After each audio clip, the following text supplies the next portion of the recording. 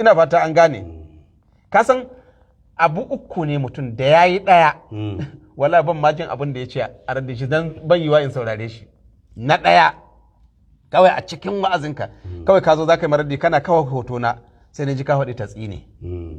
to ba yadda za in saurare ka saboda ni ba dan tatsi ne bane kuma in zan ga dan tatsi ne ma sai mun muƙabala gaskiya ne ko in ji kawai cikin radin ka sai na ji ka faɗi kalakato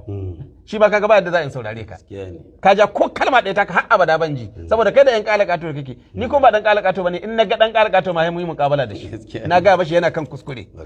ka ji biyu na uku sai wanda zai ce yo wanda ya ƙaryata hadisin manzon Allah a'a duk wanda ya karyata hadisin manzo Allah kafiri ne Bukhari da Muslim muka ce ƙarya suka yi ma annabi ka ji yadda magana take to waɗannan su irin su ne wanda duk abin da suka faɗi banji sai wanda nake ce maka wanda zaka ji kawai farkon muqaddima shi ma jahilci ne